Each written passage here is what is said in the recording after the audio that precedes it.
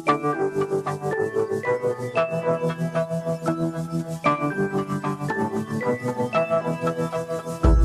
trope is a common pattern in a story or a recognizable attribute in a character that conveys information to the audience. A trope becomes a cliché when it's overused. Sadly, some of these tropes often perpetuate offensive stereotypes.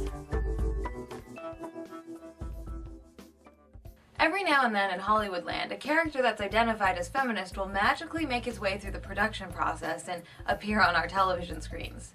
Unfortunately, this is almost never good. What the Hollywood machine turns out is a distorted and warped version of feminism, which bears little resemblance to actual feminist movements. In a desperate quest to distance themselves, their plots, and their characters from anything that could in any way be mistakenly mistaken for feminism, Hollywood writers rely on one of the most deceptive and disgusting tropes ever to be forged in the fires of Mount Doom. That trope is called the Straw Feminist.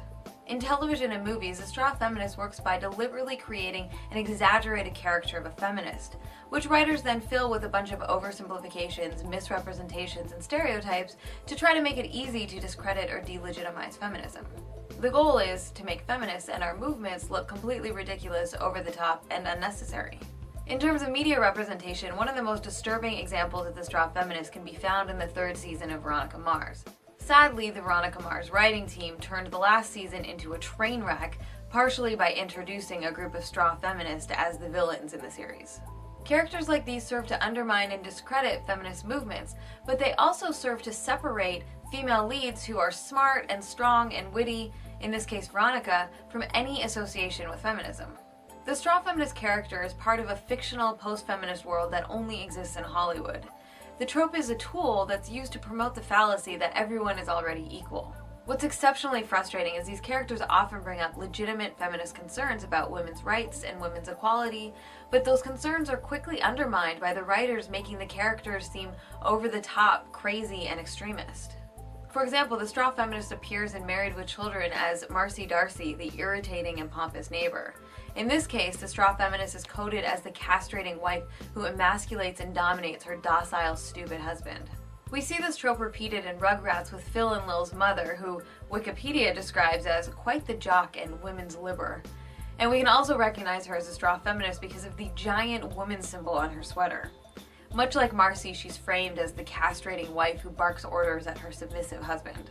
In 2001's Illegally Blonde, the writers threw in a straw feminist for cheap laughs who believes that the word semester is an evil conspiracy against women.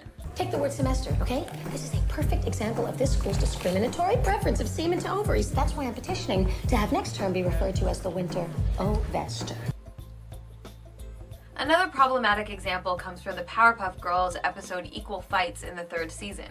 The girls encounter a female villain named Femme Fatale, who we can immediately see is a straw feminist because she has the oh so terrifying woman symbol on her mask, her clothes, and even as her weapon.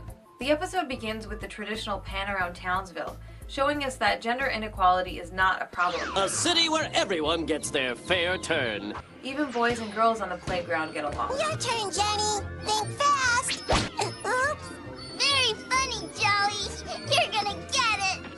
But this harmonious balance is deviously disrupted by Femme Fatale and her connivingly deceptive women's rights rhetoric.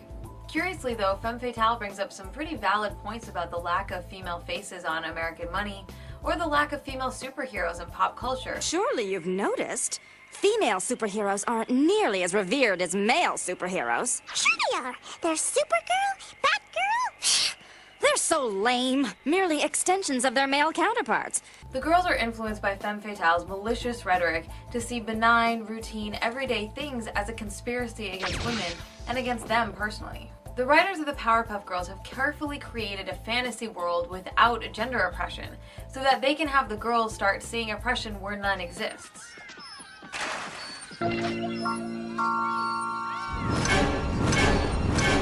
We saw what you did, Joey Finkelmeyer. What'd I do? Shut up!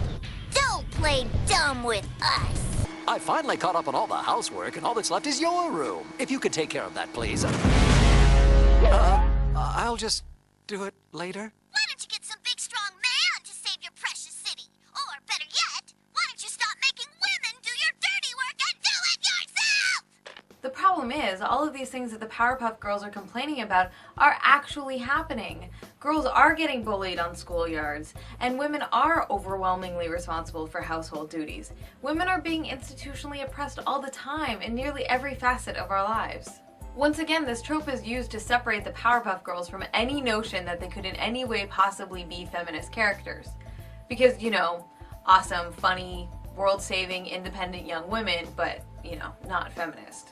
The Straw Feminist is taken to a whole new level in adult animation shows such as South Park or Family Guy. In the episode I Am Peter, Hear Me Roar, the Family Guy writers took a stab at feminist attorney Gloria Allred. Allred is known for taking on high-profile cases defending women who have been assaulted or harassed. In this attack, Family Guy writers created a character coincidentally named Gloria Ironbox, who brainwashes Peter into thinking he is a woman after he is accused of sexual harassment. The emasculation and feminization of Peter and his sudden transformation into a feminist is played for laughs. I can't respect men. Men are the reason our world is in such lousy shape. If men were as caring as women, we wouldn't have crime or violence. Because, you know, nothing is worse in a patriarchal society than being a woman. Except maybe being a feminist. In these fictional narratives, institutional oppression and wide-scale sexism just doesn't exist. It's a carefully constructed world where feminism is no longer needed. Even the comic book world delves into this trope with Why the Last Man. When all the men on Earth die except for one, there is an extremist, homicidal group called Daughters of the Amazons. The violent vigilante group is founded on the disdain and hatred of men, and anyone who mourns the death of men, even though there aren't any more men. Let's get back to Veronica Mars. There's a 9-episode story arc in the 3rd season about a series of rapes that occur on the university campus. A group of straw feminists on campus hold demonstrations, volunteer with the Ride Home Safe campus program to escort young women home, and demand that the university institute an official sexual code of conduct. All of these are logical, rational, and important steps to creating safer college campuses. However, the writers quickly dismiss these characters as irrational, stubborn, pig-headed man-haters, and it serves to fulfill the tired old stereotype about angry and militant women of color.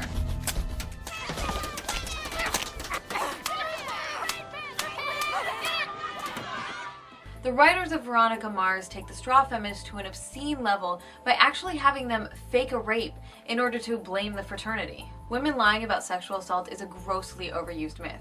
Women generally don't put themselves through the social shame of admitting assault for petty personal revenge. In just a handful of episodes, the creators of Veronica Mars undermined the work that thousands of students are doing globally on their campuses to end violence against women. While we see the straw feminist over and over again in television and movies, it's also unfortunately deployed on a regular basis by American talk shows and news pundits. Mainstream religious and conservative news media often attack women with deliberate misrepresentations and extreme exaggerations of what feminism is. This false impression has been infused into the mainstream by popular talk show hosts such as Michael Savage, Glenn Beck, and Bill O'Reilly. You may have heard the slur feminazi, popularized by Rush Limbaugh, a term used to discredit and demonize any woman fighting for social equality. The feminists, the feminazis, have been working for years to this end. Advance women by diminishing men. Yeah. The straw feminist is set up to perpetuate and advance the myth that feminism is no longer needed, that we've arrived at gender equality, and anyone who disagrees is quickly demeaned and portrayed as an extremist. This trope represents a backlash against feminism and groups supporting women's rights. As we make more gains towards equality, the backlash gets stronger. It's an old yet effective tactic, but clearly it's working because I often hear young women saying, "I believe in the equal rights of women, but I'm not a feminist." This sentiment is a direct result of the straw feminist trope because women want to distance themselves from the extreme and false representations they're seeing in TV, movies, and talk shows. We need to proudly claim the title and fight back against the distorted and demeaning representations in the media and in real life. And if y'all really do believe in the equality of women, then we need to continue this long legacy of feminism and fight for it. And Hollywood, get over your fear of strong, smart, talented women and stop contributing to the backlash by writing absurd and ridiculous straw feminist characters. Now I'll leave you with Polly Bergen saying something pretty awesome on the otherwise unremarkable show Commander-in-Chief. Look, just because it matters to Mom doesn't mean it matters to me.